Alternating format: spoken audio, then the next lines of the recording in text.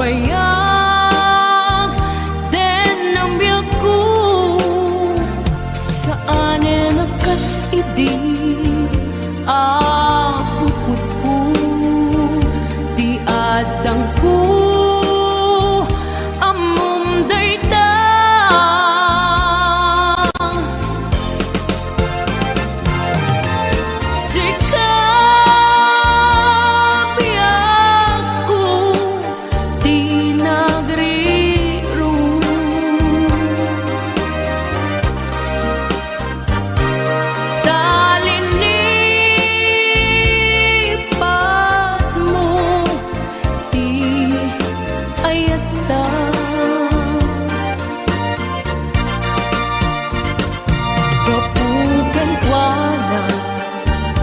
anang tadraksa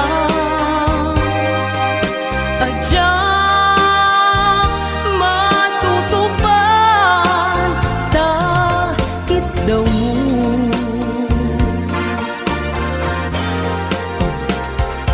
umanay kadi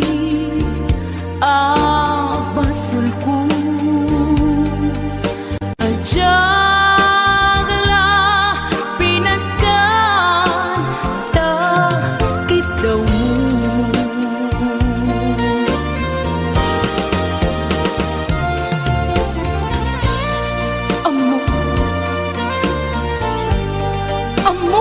ang sakit,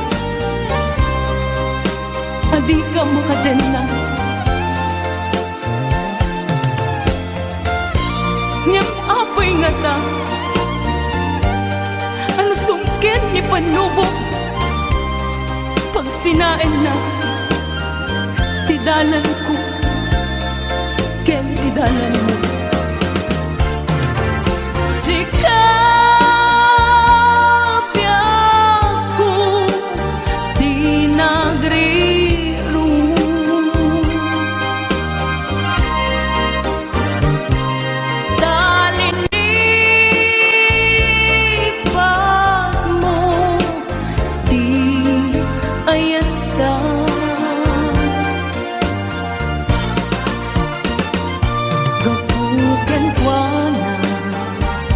Anang tadraksa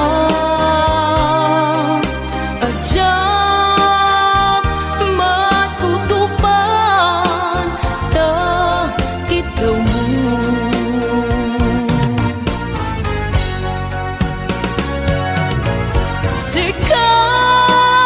sikawen sika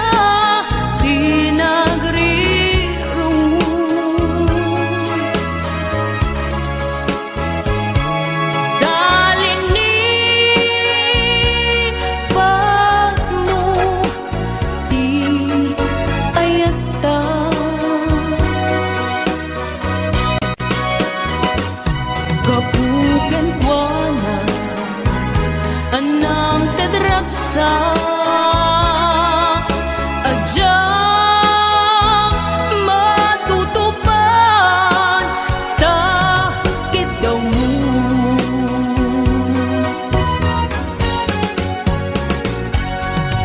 sika wen sika tinagri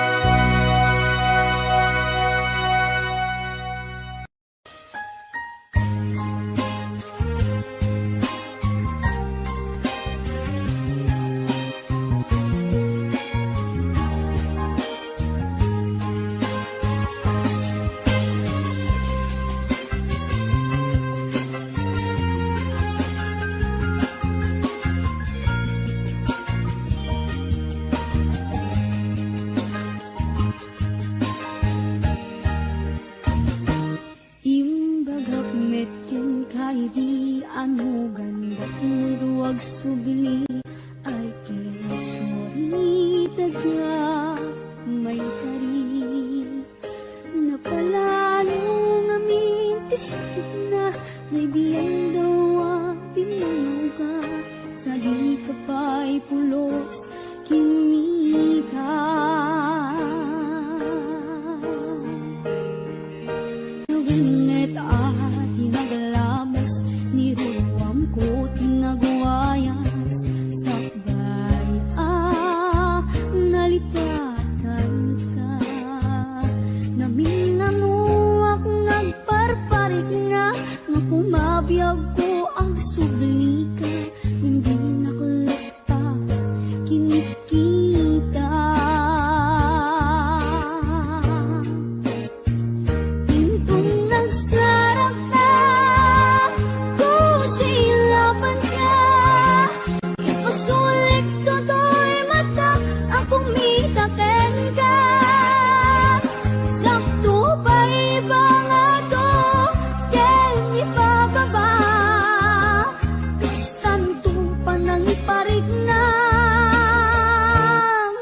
ang nabiyagak nga awan ka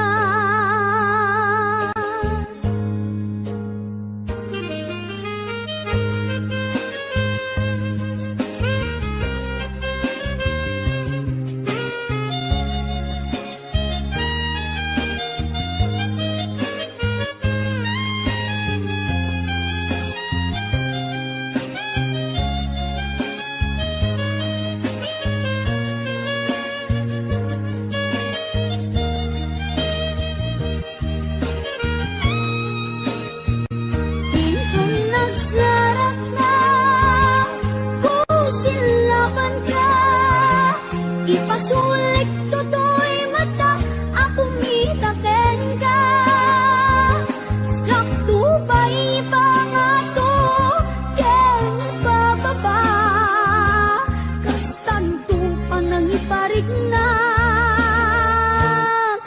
ang nabiyagak nga awan ka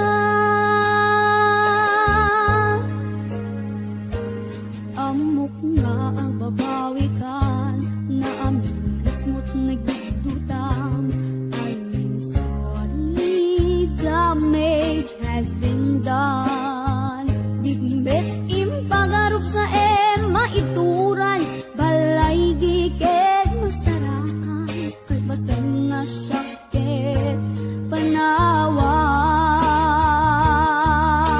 panawang intong nagsarap ta kung silapan ka ipasulit ko do'y mata ang kumitaken ka sakto ba iba nga to ken ipababa kastanto pa nang iparig na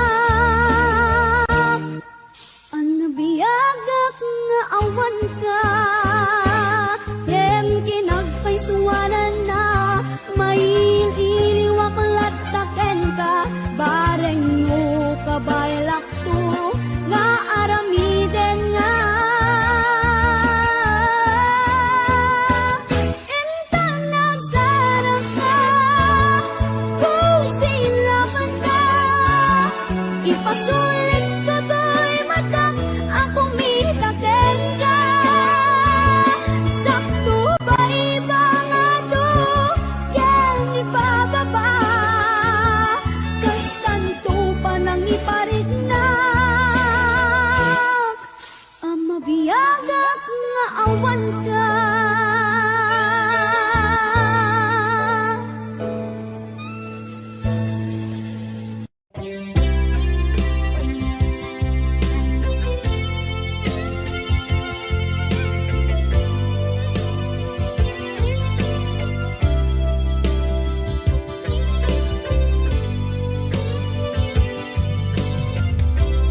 Uy pusukit na ikalang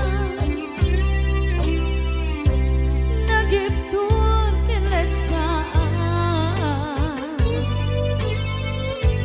kasla dyan palasatan panubok ananaway ngayon kain sangway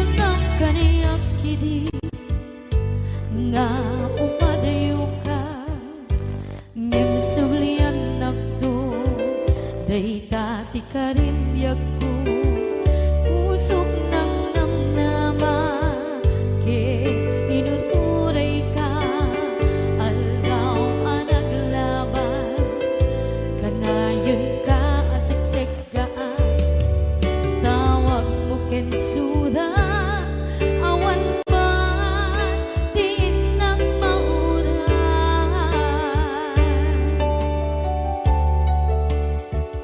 di tunggal garikman nung inak at may maysa awang di barik na no dila sa empty kaungga di paten kan una ngem di ka ba elan day di puso naagin ganita ay ayaten kalata tawen nga naglabas diyan anak kalipan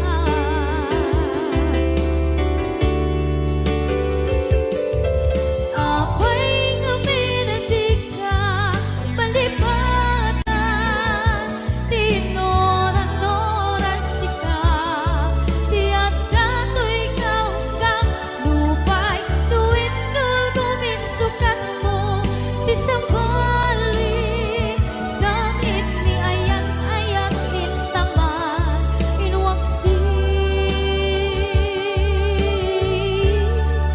di ka malipatan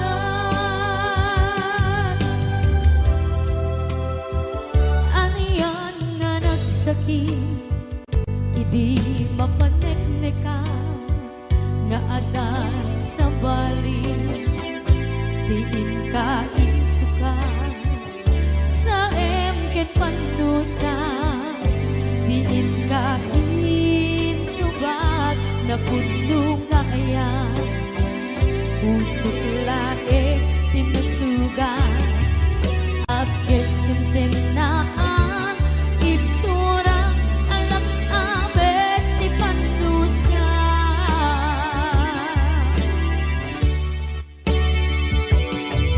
apay nga minating ka palipatan tinoran-oras ka tiyan ka tu'y kaunggan lupay tuwid nagumit sukat mo di sambali sakit ni ayan-ayan intapan inwaksi di ka malipatan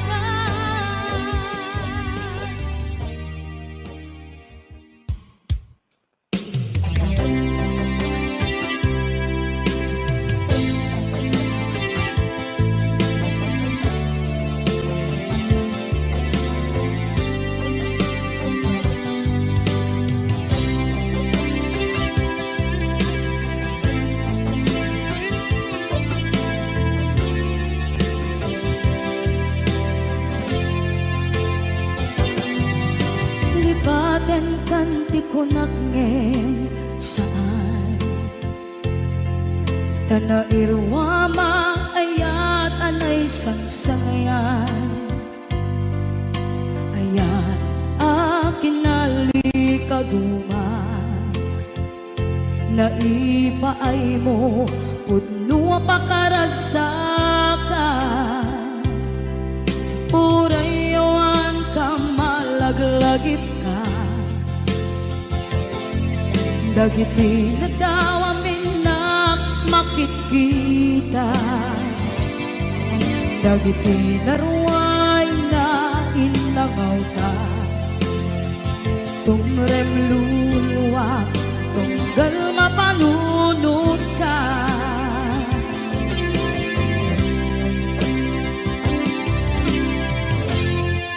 agnanayon kay ayaten ka ipatpateken pudno adungdungwen ka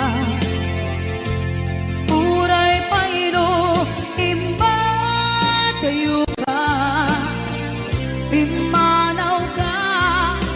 at di nagpakada. Magudas man na ito'y biyak ko, agmay-may sa kato'y puso.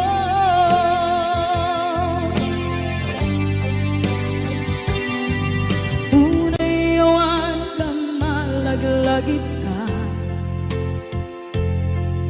dagiti na daw amin na makikita,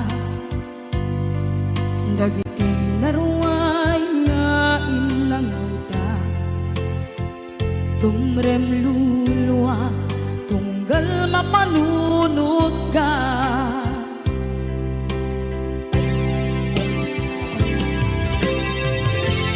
Agnanayon ngay ayaten ka, ipatpateken pudno adungdungwen ka. Uray paydo imatayo ka, pimanaw ka at di nagpakada. Magudas man na ito'y biyak ko, agmay-may sa kato'y puso.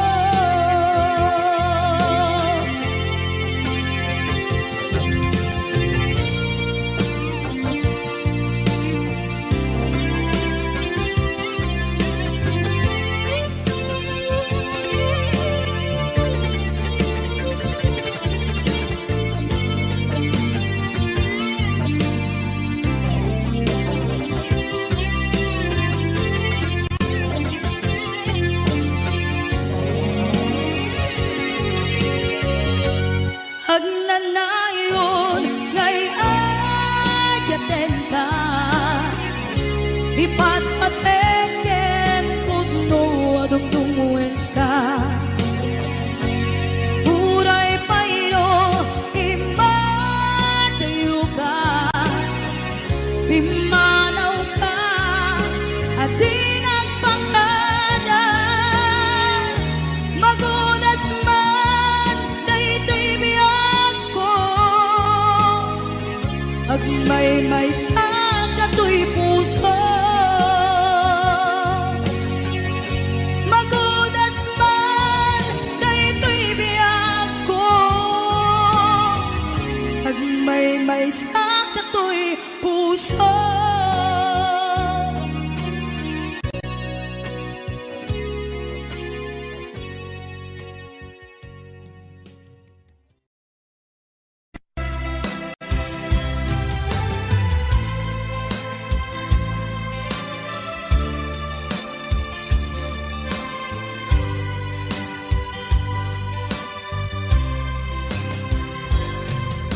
Itan ti oras nga inka ipapanaw, ito'y sidongin nakairwamang ti kumakayat adumteng kastoy agundaway.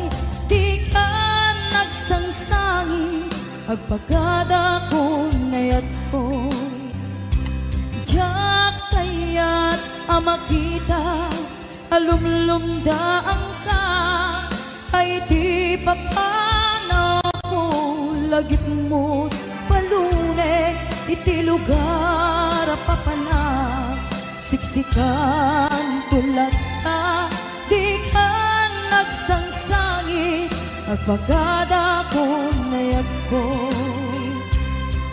Basta biyag ko agsingsingpet kanto, no awan nakton dita sibay mo sa pay kuma. Kanaipayan kataragsa umanay alagipem intun kailiw na.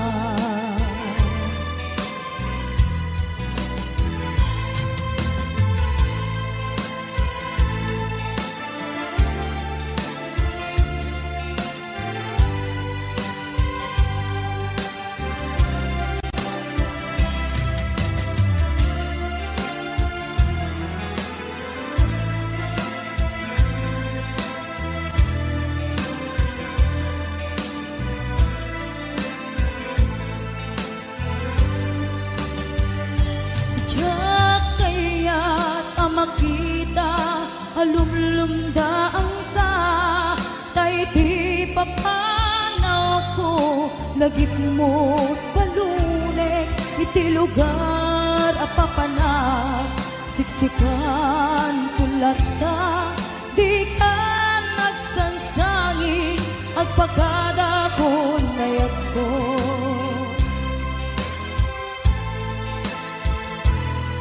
Kastang biyag ko, agsingsing bet kanto, no awan akton, dita sibay mo, sapay kuma, kanain paayan kataragsa, umanay alagipen, intun ka iliw na.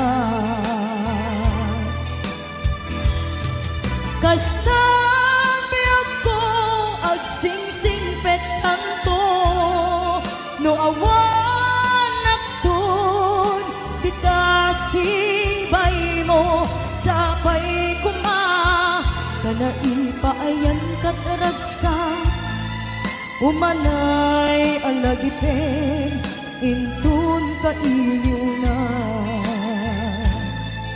Umanay alagipen, intun ka iliw na.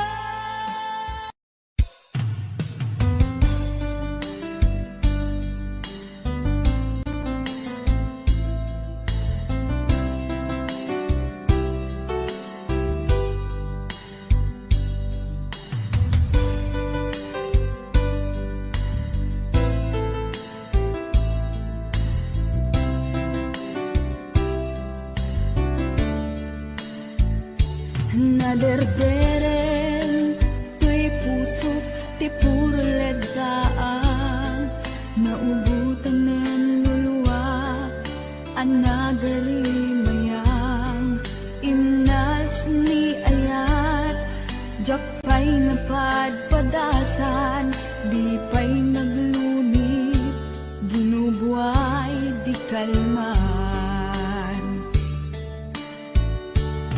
Utubek kadipay na iyurit agasat, dudugen na laeng pusok ni damsa, agari mayang kadi manen, dagiti nuluwak, umapay kadi manen, sakit kin udlang.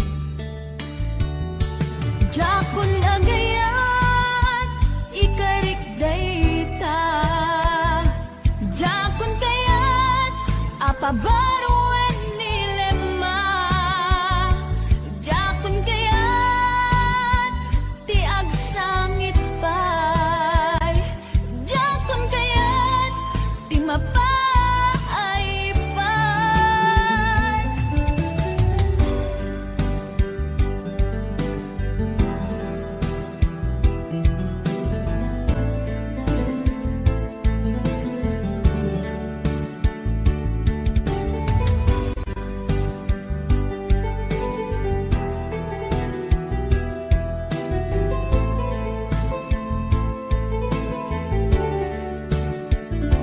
Nudumteng tu ti panawen, ama kabangon na, nagkagamirak arasaas, ni ayat, ibaw ingkonton imatangku, dagit liw-liwak, mangisakit kinubwat, bulsek nga ayat. Jakon agayat, ikarik dayta, jakon kayat, apabaruan nilema, jakon kayat,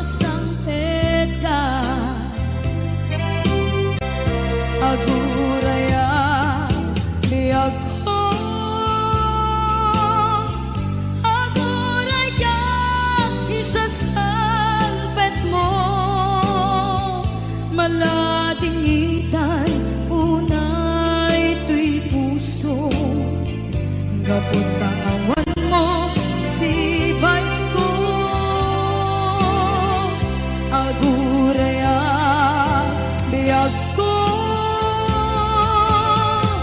Ako rayang isasangpet mo, masyan ka kadin kaniya. Rinabing nga agsangsanita.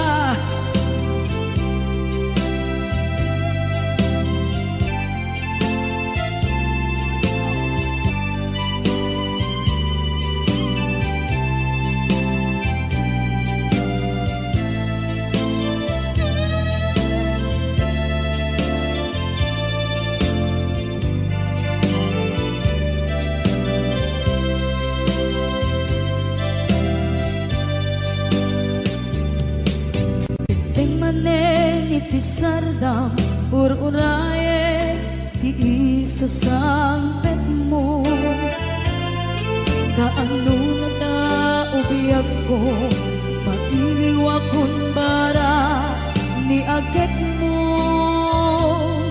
Nadagsengin nakmarikrik na, gapot na laos na iliw kuken ka. Kanawagan ka, abay tikawa, pare mapasangpet ka. Aguraya biyag ko,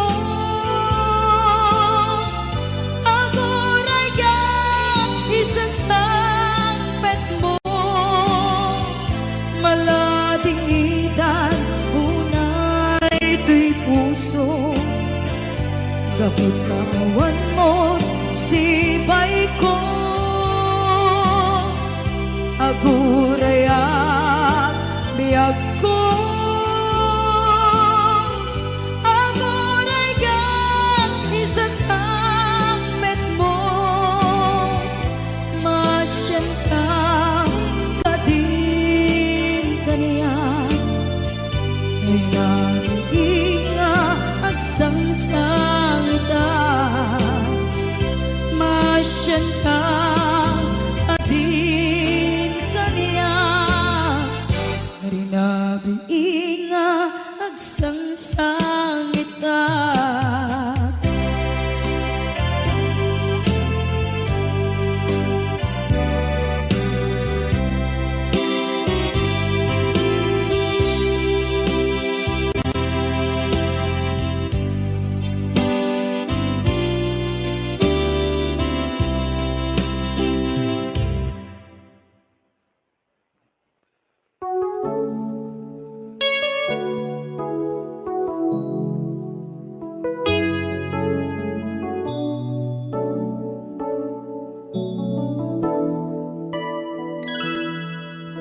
Saan ko mamasya ti pabasulen, no narak-rak kaayan kelangin-langin.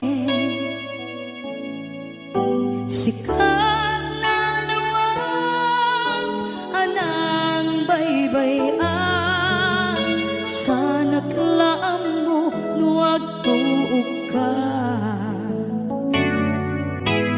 Umanay ken-kan makita na iti maminsan. Umanay ken-kan tawag ken pa kumusta. Uray no nasakit pilit nga awate, no panunutek nga sika di ay ayate.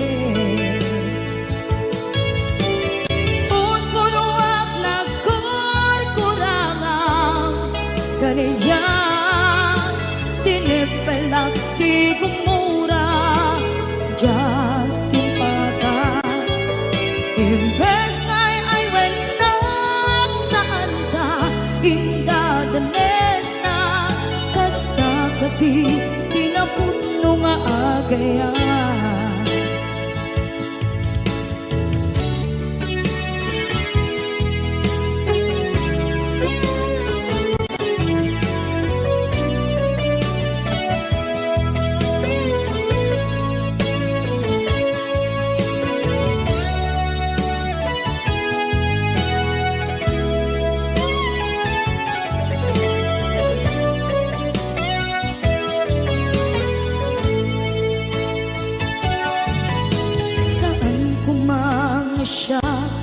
ipabasulit.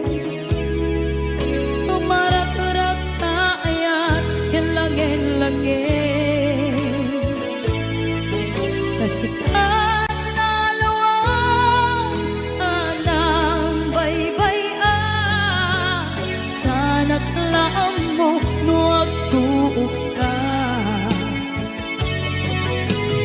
Kung manay kenkan, makita na iti maminsan.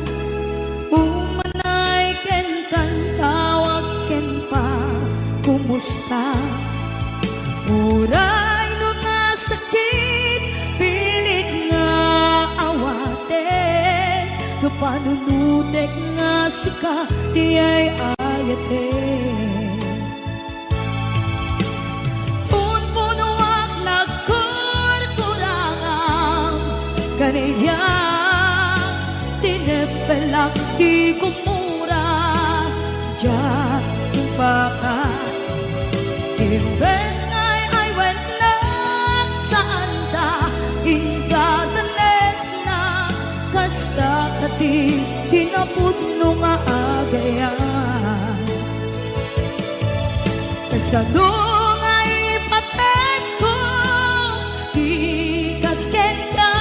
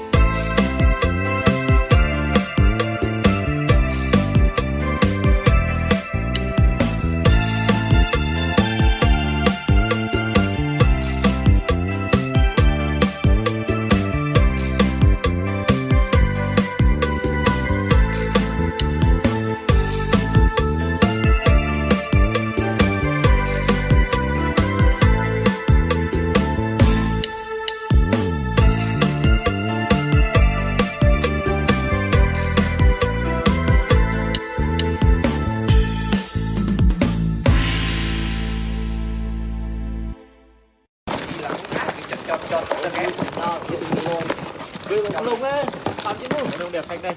Hả? Lùng đẹp luôn. Đẹp đấy. Siêu khủng. Đẹp đẹp tôi dùng không? Khủng long. Có một số đưa đây. Cưng ơi, cưng ơi, có một số đưa đây. Tôi dùng anh. Thôi im lặng rồi tao live chim á. Lái chim lái.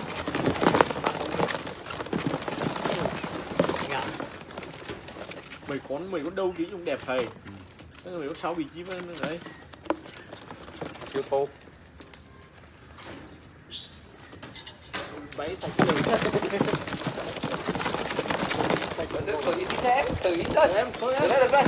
Đấy bấy Đừng ngã, tôi đừng ngã. trong năm chí mà vừa biết chia hay không cái sữa này. Cắt bùng có mà. Ôi cho bà. Lại được má. Ráp vừa Em lên nhá. siêu to luôn. Em mà thạch cái bên này. Thả ra cha. Rồi thả ra. Rồi ok. Không chơi chí. Không chí nữa.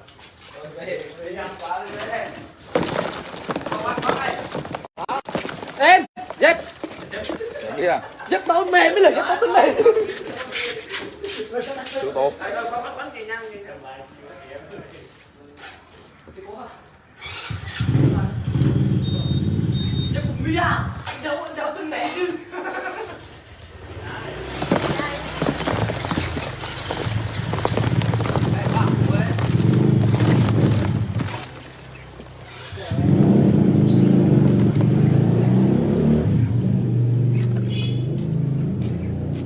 Tô lắm anh em ạ.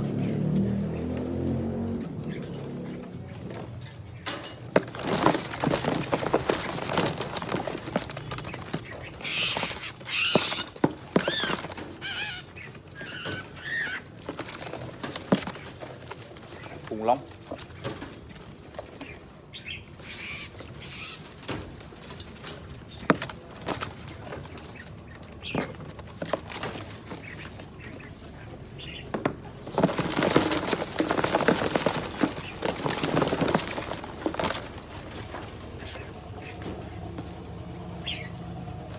Siêu tô.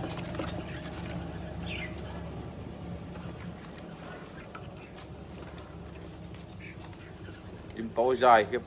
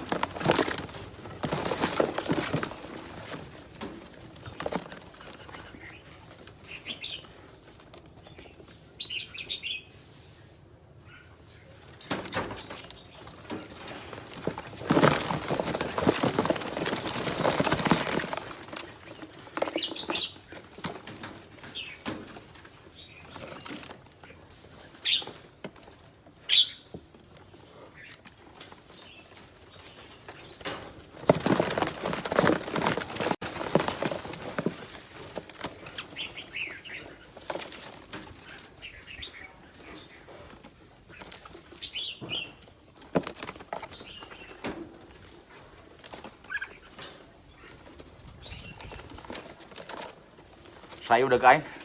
Sấy có nhiệm vụ ra lấy hàng đấy.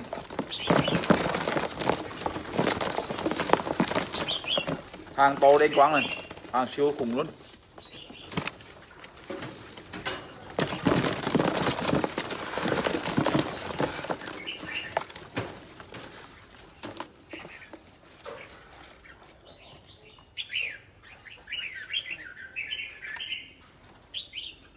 Màu này, màu siêu vip.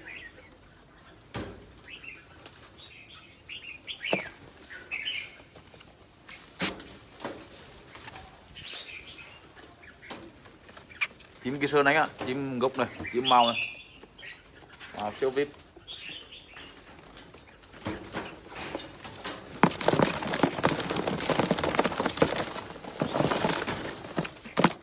Chà, một chim to kiếp. Mi lửa nha anh em. Mi lửa cả hai bên luôn. Mi lửa mà bồ to. Mi lửa này. Mi lửa bồ khủng long.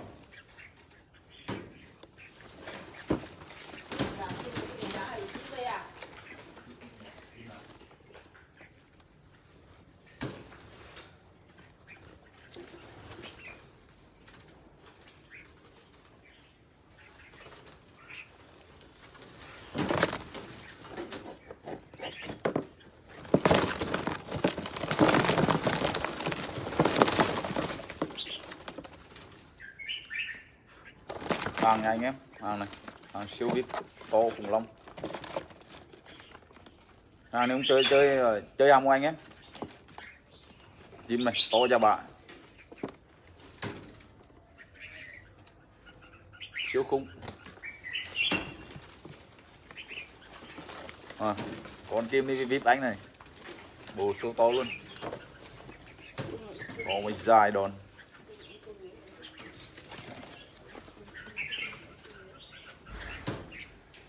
Những con chim review gọi là đẳng để chơi này.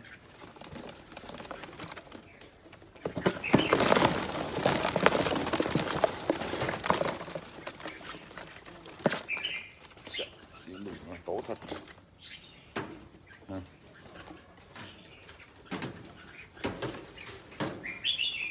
To cho bạn.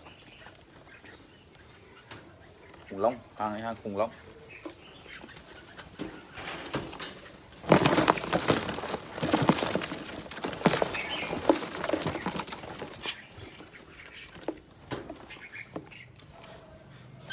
Rồi, hàng này.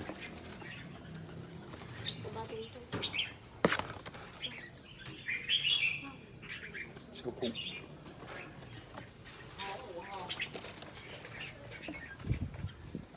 Khủng lắm.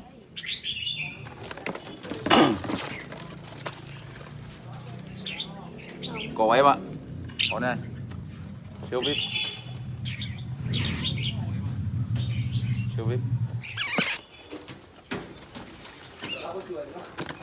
Chuối. Đi ra để hút khô.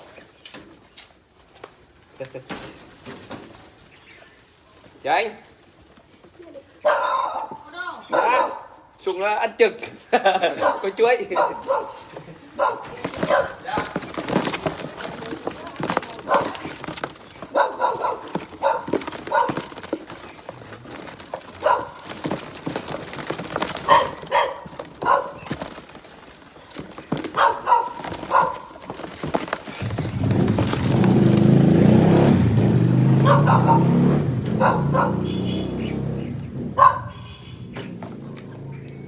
Siêu to luôn.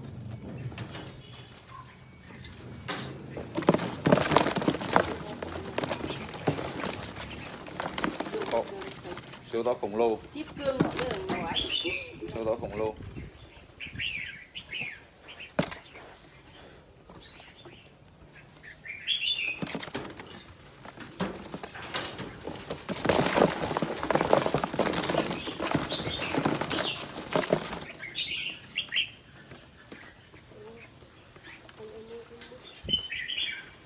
Anh em nào mua ốp bi cho em nhá, hoặc gọi vô số điện thoại 037 37 28 428 nhá.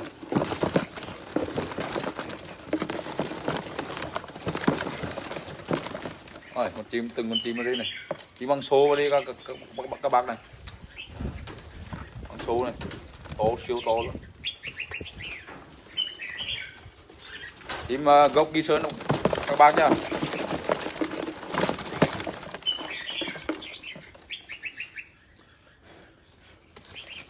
Chim to quá. Khủng long. Đấy gà không phải là chim không? Gà. Gà con.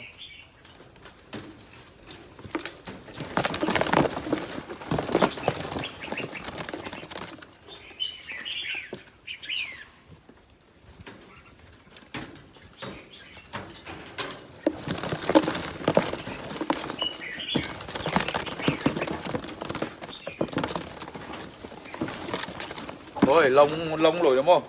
Lông lấy bên chi nào. Vip. Đấy là hàng vip. Mà không. Bù siêu to.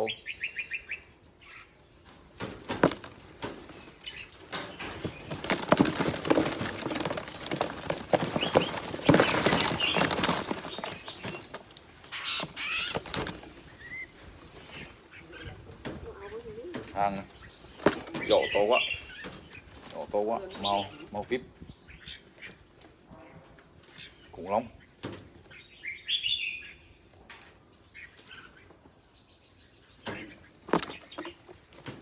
Hàng đẹp rồi. Rồi. Tuyệt vời.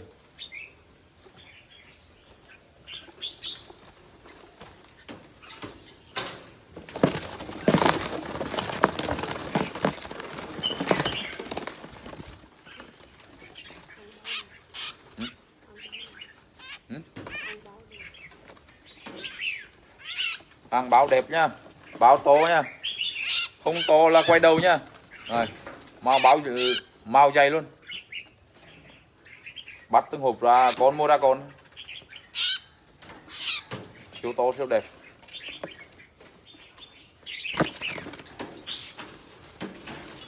Lát nữa em sẽ lên video cho anh em xem nha. Đến về 200 con.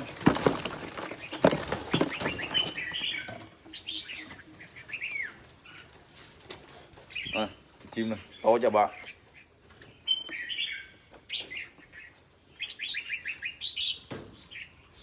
Chim to lắm.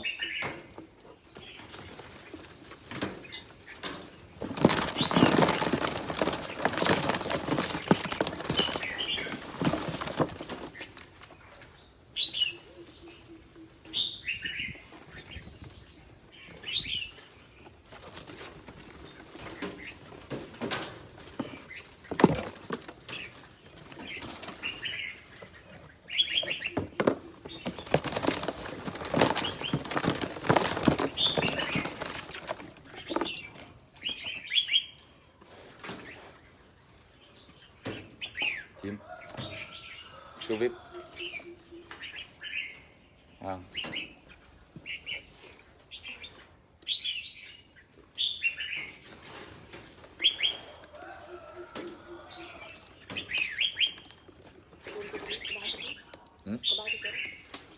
Đây rồi. Ôi chào anh em nha, hôm em sẽ lên video nha. Đưa vào lùng ấy, làm chứ luôn. Con đẹp thanh đây. Hả? Đẹp luôn. Đẹp đấy. Siêu khủng. Đẹp đẹp đưa tôi dùng không? Khủng lắm. Có một số đưa đây. Một thấy. Cưng ơi, Cưng ơi, có một số đưa đây. Tôi dùng anh. Thôi im lặng rồi, tao live chim á. Lái chim lái.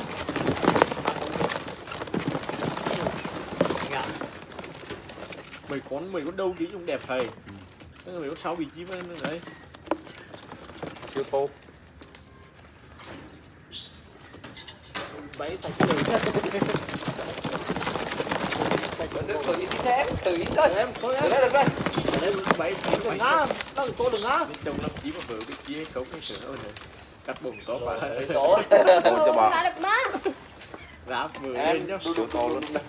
Em ơi thả cái bên ra. Thả ra cha. Rồi, thả nó. Rồi, ok.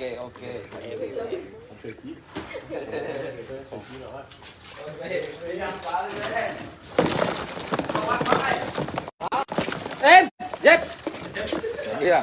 dép tao mềm mới là dép tao tính này. Siêu tô.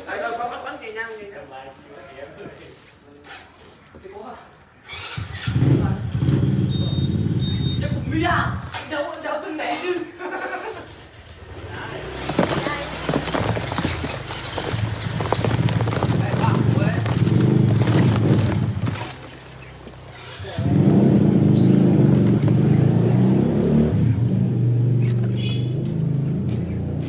Tô lắm anh em ạ.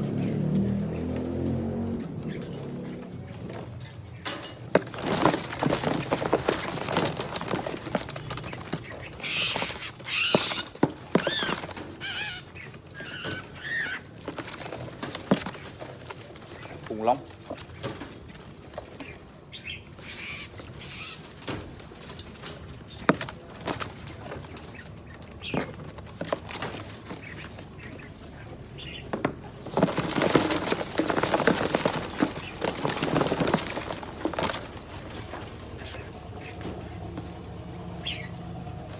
Siêu tô.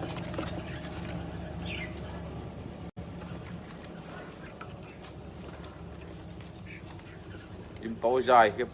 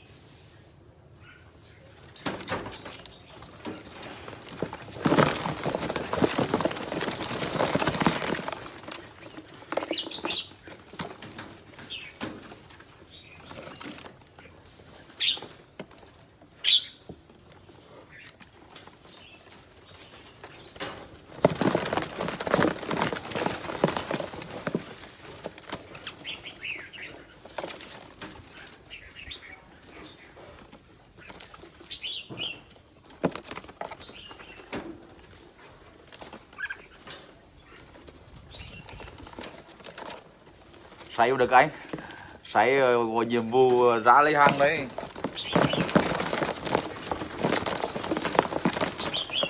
Hàng to đến quán này. Hàng siêu khủng luôn.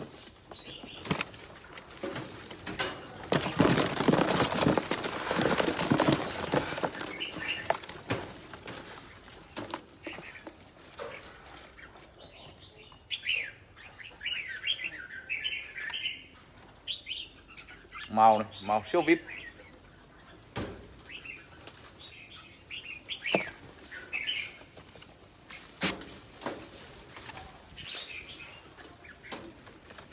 Chim cái sơn anh ạ, chim gốc này, chim màu này, màu siêu vip.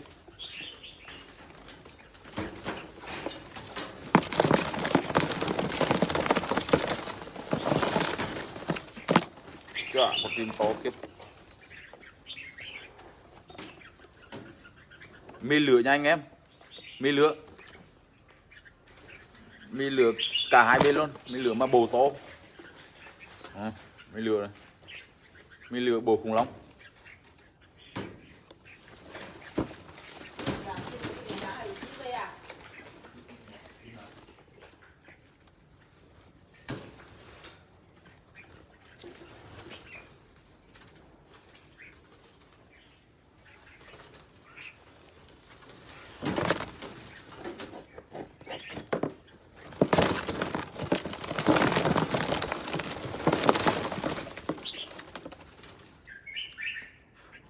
Hàng nha anh em, hàng này, hàng siêu vip to khủng long. Hàng này cũng chơi hàng của anh em. Chim này to cho bà. Siêu khủng. Con chim đi vip đánh này, bồ siêu to luôn. Có một dài đòn.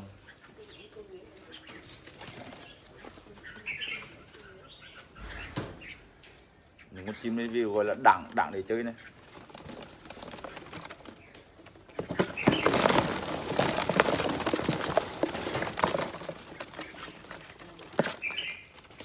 Chim đủ là tốt thật.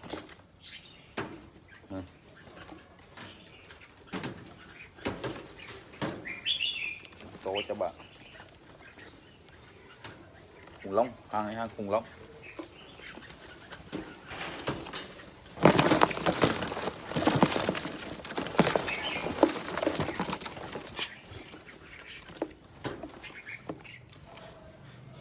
Rồi, hàng này.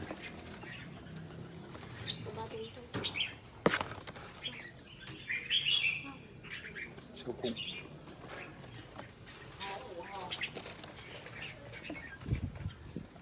Khủng lắm.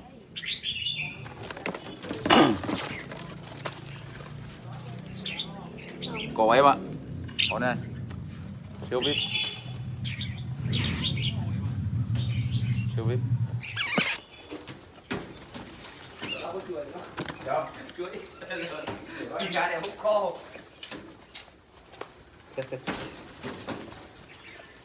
Chị anh. Dạ. Sùng nó ăn trực. Có chuối. Dạ.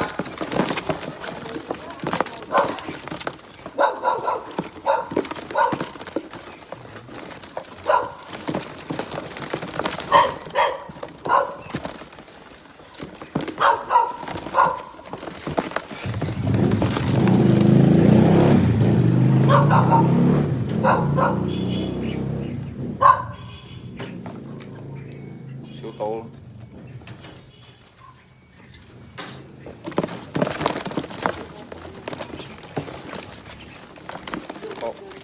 Siêu to khổng lồ.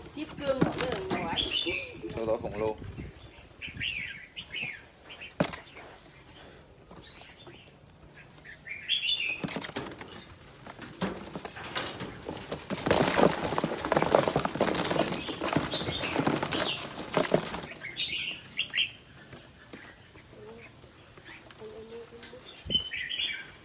Anh em nào mua ốp bi cho em nhá, hoặc gọi vô số điện thoại 037 37 28 428 nhá.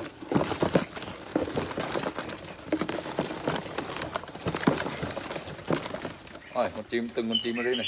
Chim bằng xô đi các bác này. Bằng xô này. To, siêu to luôn. Chim gốc ghi sơn các bác nhá.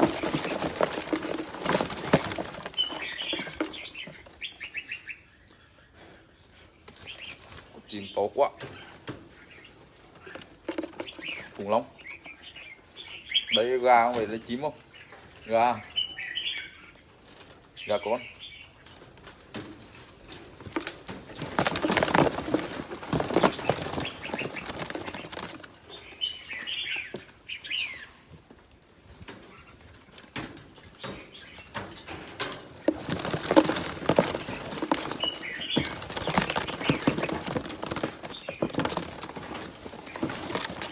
Thôi lông lồi đúng không? Lông lấy bên chi nào. VIP. Đấy là hàng VIP. Nào. Bù siêu to.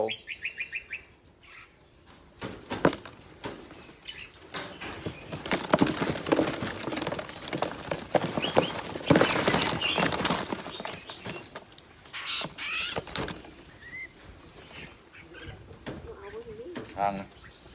Dỗ to quá. Dỗ to quá. Màu VIP. Khủng long.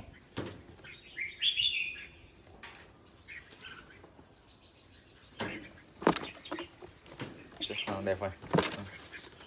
Rồi. Tuyệt vời.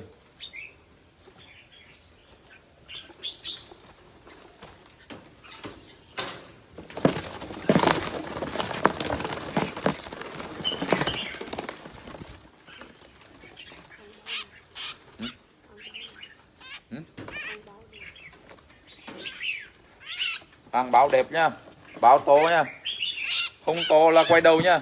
Rồi, màu dày luôn. Bắt từng hộp ra con, mua ra con. Siêu to siêu đẹp.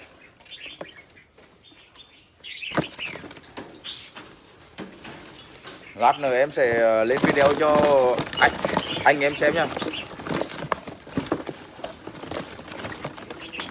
Đến về 200 con.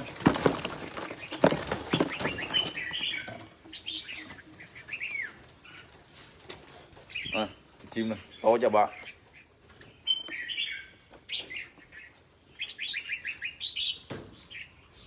Chim to lắm.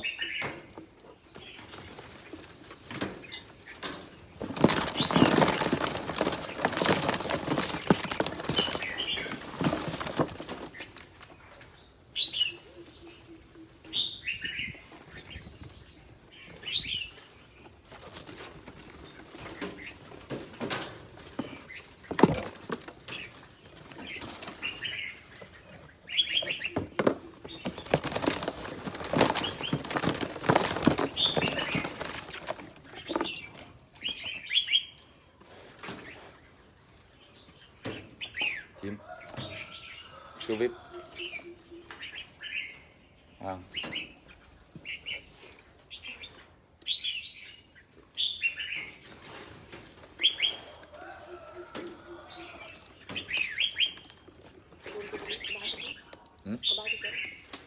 Được rồi.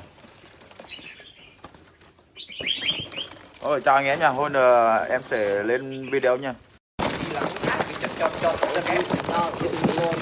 Đưa một con lông ấy, làm chứ luôn. Lông đẹp thanh đây. Hả? Lông đẹp luôn. Đẹp đấy. Siêu khủng. Đẹp chưa tôi dùng không? Khủng long. Có một số đưa đây. Không có thấy. Cưng ơi, Cưng ơi, có một số đưa đây. Tôi dùng anh. Thôi im lặng rồi, tao live chim á. Lái chim lái.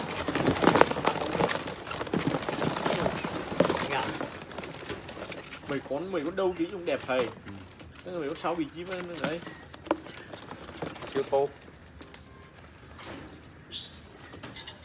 Vậy phải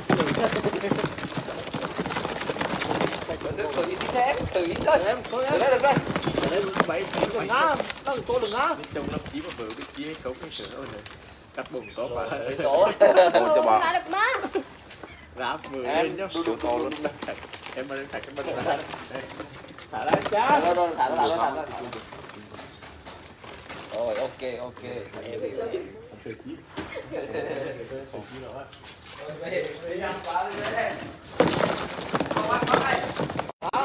Em dép Kìa, dép tao mềm mới là dép tao tính mềm. chú tốt.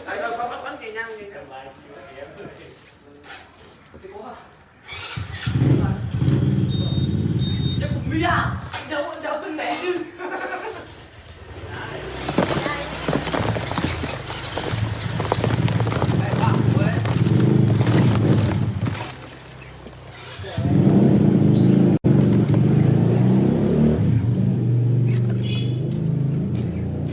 Ố lắm anh em ạ.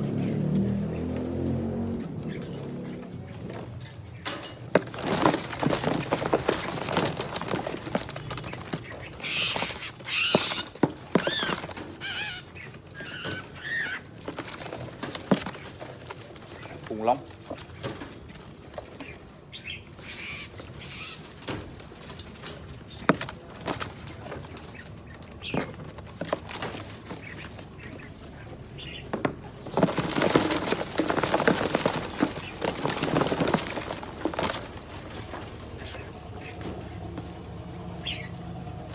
Chiếu tố.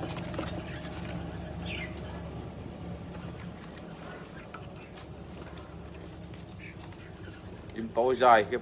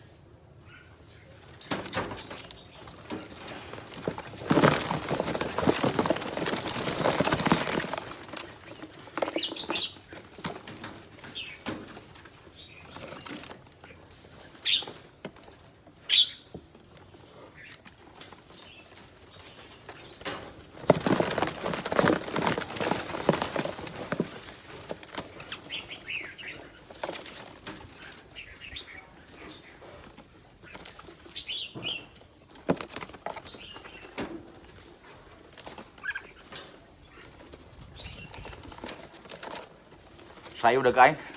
Sấy có nhiệm vụ ra lấy hàng đấy.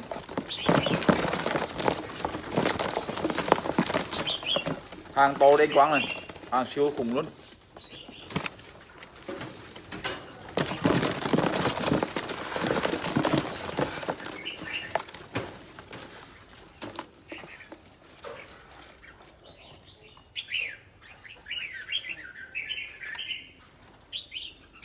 Màu này, màu siêu vip.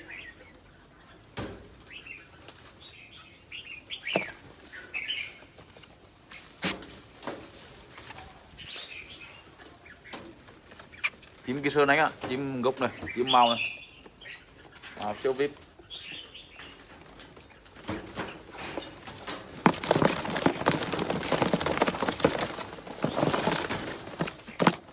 Dạ, một chim to kiếp. Mi lửa nha anh em. Mi lửa. Mi lửa cả hai bên luôn. Mi lửa mà bồ to. Mi lửa này. Mi lửa bồ khủng long.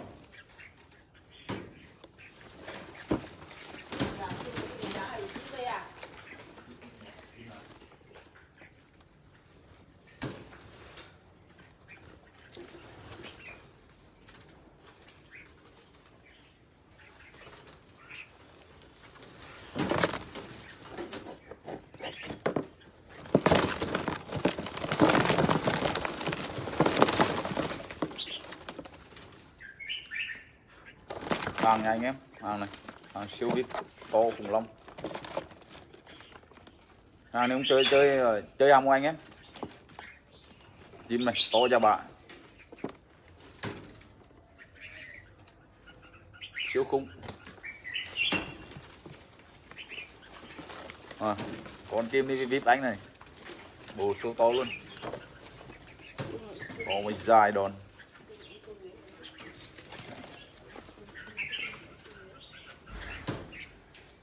Một chim review gọi là đẳng để chơi này.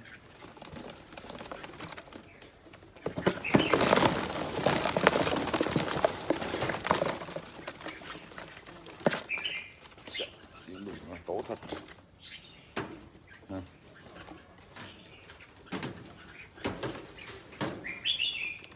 cho bạn.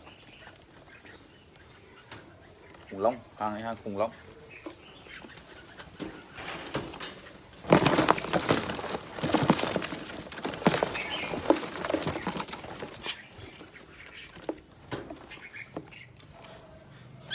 Rồi, hàng này.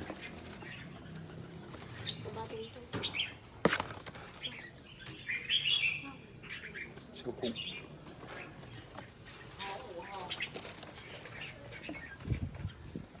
Khủng long.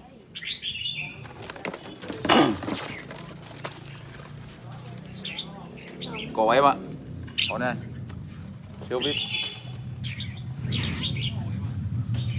Siêu vip. Chuối. Nhìn ra để hút khô.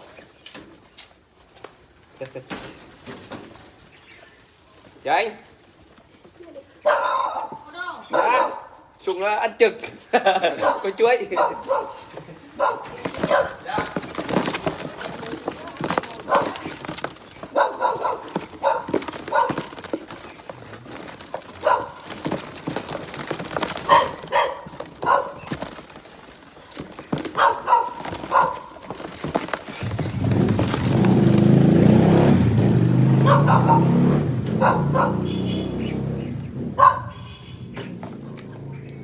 Siêu to luôn.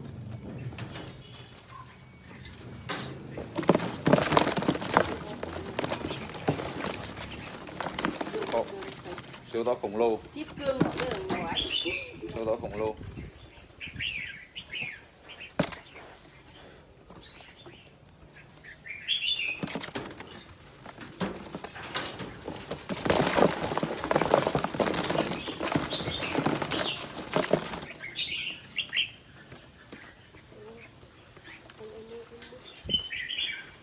Anh em nào mua ốp đi cho em nhá. Hoặc gọi vô số điện thoại 037 37 28 428 nhá.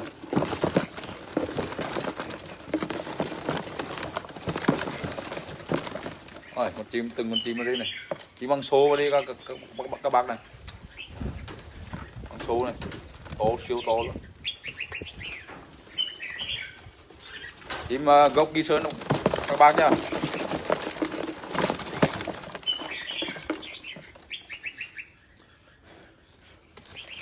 Chim to quá. Khủng long. Đấy gà không phải là chim không? Gà. Gà con.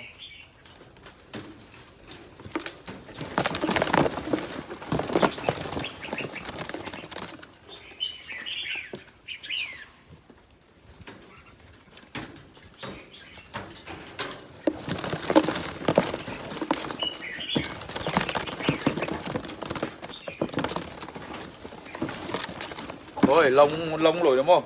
Lông lấy bên chi nào. Vip. Đấy là hàng vip. Mà không? Bù siêu to.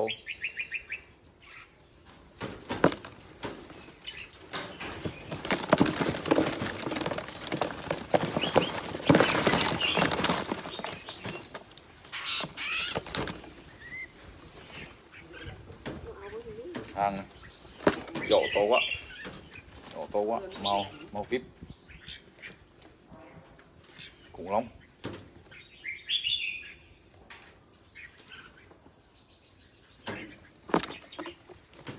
Hàng đẹp rồi. Rồi luôn. Tuyệt vời.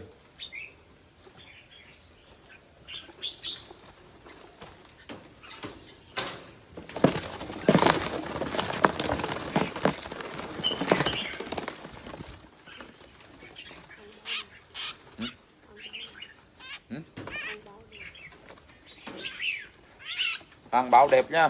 Báo to nhá. Không to là quay đầu nhá. Rồi. Màu dày luôn. Bắt từng hộp ra con mua ra con. Siêu to siêu đẹp.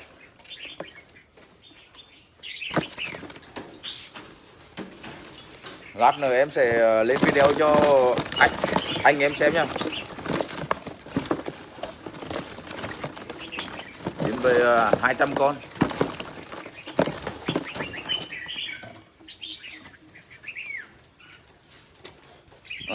chim này to cho bạn.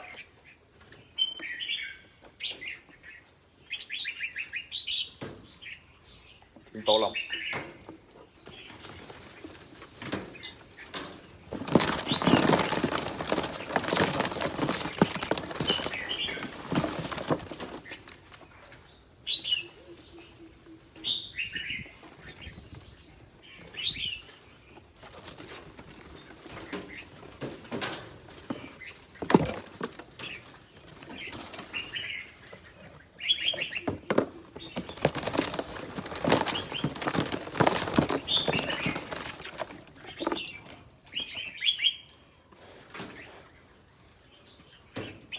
Chim siêu vip à.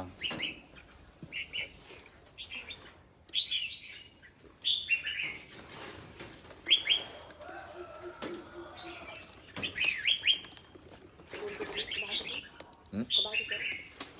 Được rồi.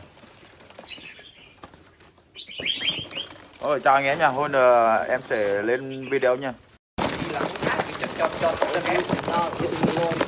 Đưa con lùng á, làm chứ luôn. Nó đẹp xanh đây. Hả? Nó đẹp luôn. Đẹp đấy. Siêu khủng. Đẹp đẹp cho tôi dùng không? Khủng lắm. Có một số đưa đây. Không có thấy. Cưng ơi, cưng ơi, có một số đưa đây. Tôi dùng anh. Thôi im lặng rồi, tao live chim á. Lái chim lái.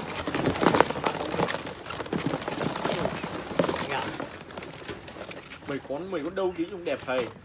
Nó mấy con 6 vị trí bên đấy. Siêu tô. Bảy thành cái đường. Tự ý thế, tự ý thôi. Em, thôi em. Được đây. Đấy 7 9 Đừng ngá, đừng tô đừng ngá. trong 5 chí mà vừa biết chia hay không cái sữa này. Cắt bùng có mà. Tổ. Thôi cho bà. Ráp vừa lên nhá. Siêu to luôn. Em mà lên thạch em mà Thả ra cha. Rồi, thả ra. Rồi, ok.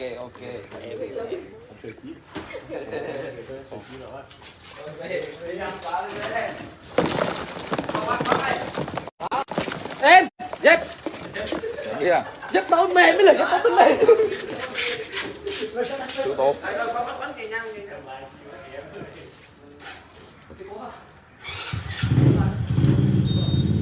Dép của Mia. Dấu từng mẹ chứ.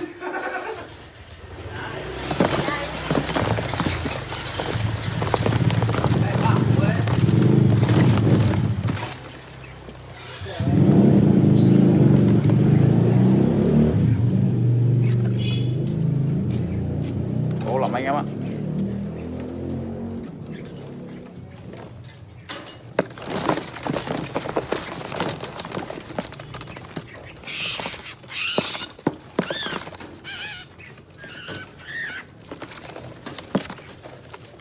Khủng long.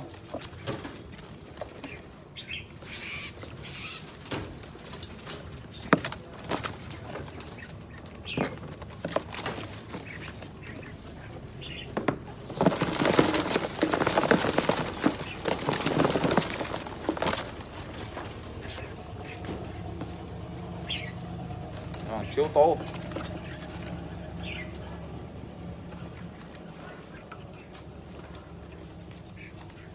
Chim to dài khiếp.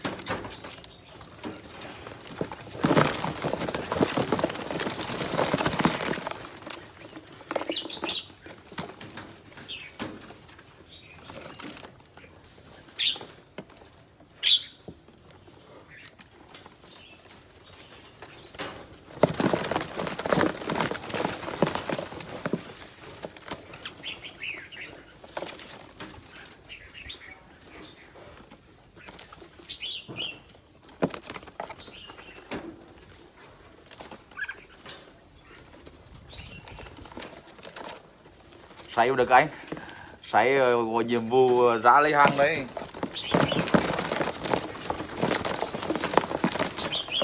Hàng to đen quáng này, hàng siêu khủng luôn.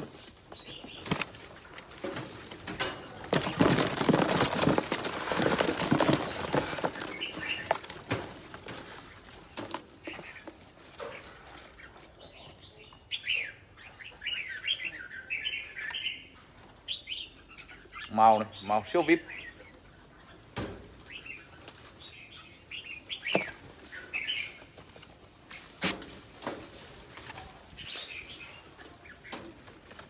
Chim kia sơn đấy á, chim gốc này, chim màu này, màu siêu vip.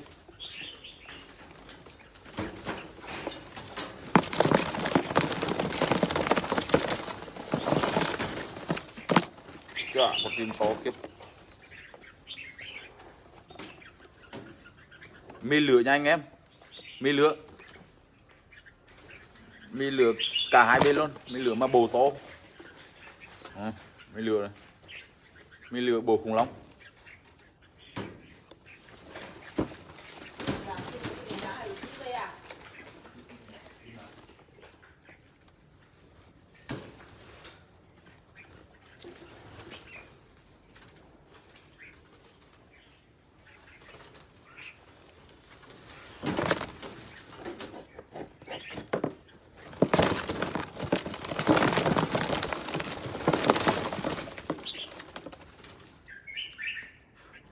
Hàng này anh em, hàng này, hàng siêu vip to khủng long.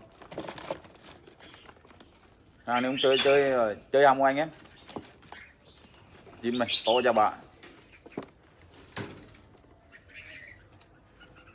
siêu khủng.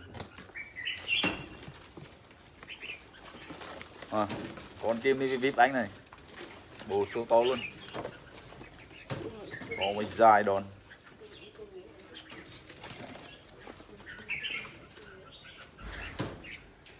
Những con chim review gọi là đẳng để chơi này.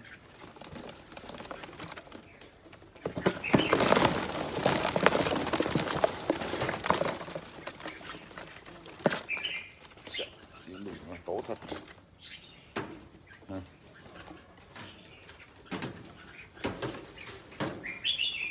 To cho bạn. Khủng long, hàng này hàng khủng long.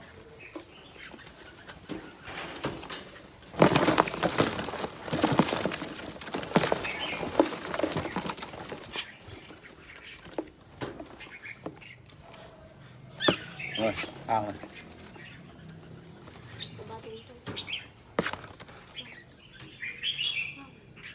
Siêu khủng.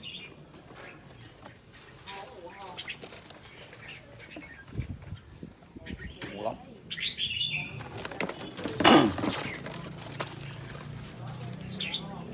Có em ạ. Có này. Siêu vip. Siêu vip.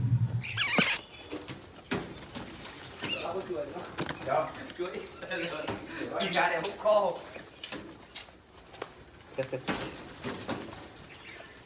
Dạ anh.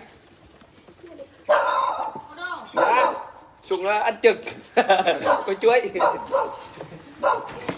Dạ.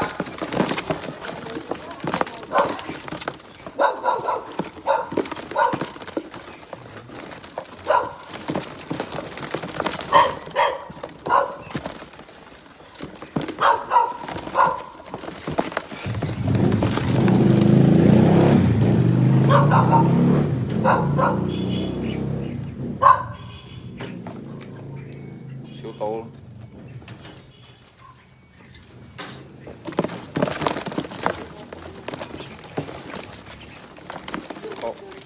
Siêu to khổng lồ. Chip cương của đường nói. Siêu to khổng lồ.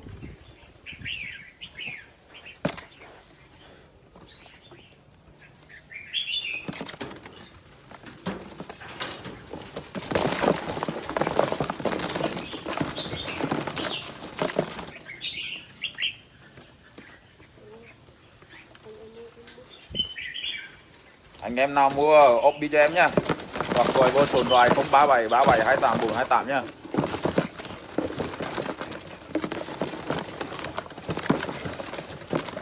Rồi, con chim, từng con chim ở đây này, chim bằng số vào đi các bác này, bằng số này, to siêu to luôn. Team gốc Nghi Sơn các bác nhá.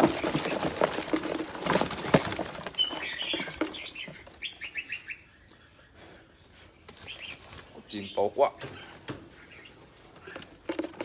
Khủng long. Đấy gà không phải là chim không? Gà. Gà con.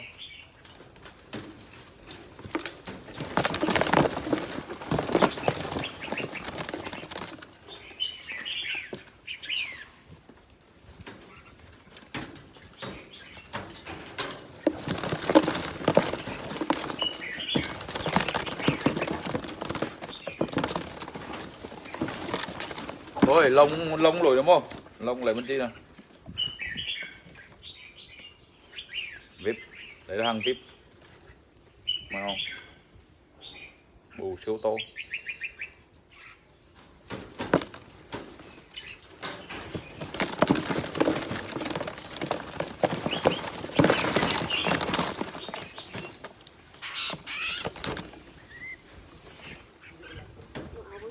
Hàng này.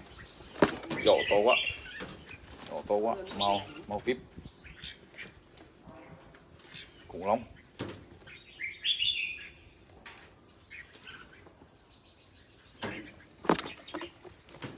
hàng đẹp này, rồi, tuyệt vời.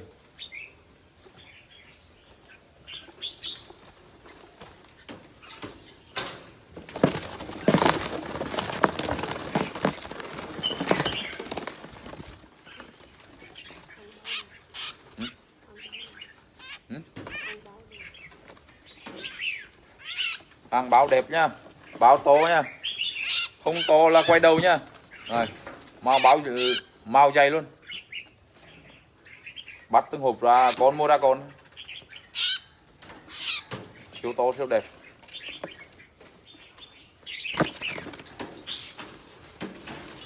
Lát nữa em sẽ lên video cho anh em xem nhá. Đến về 200 con.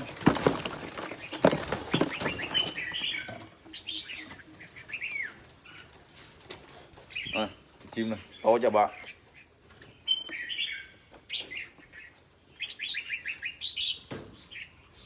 Chim to lắm.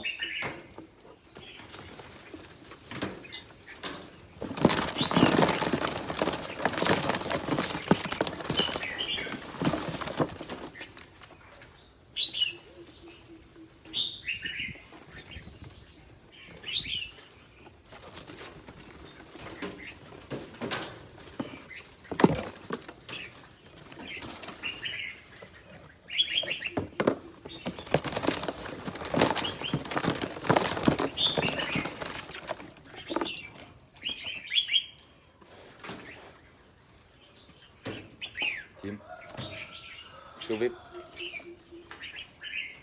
Hàng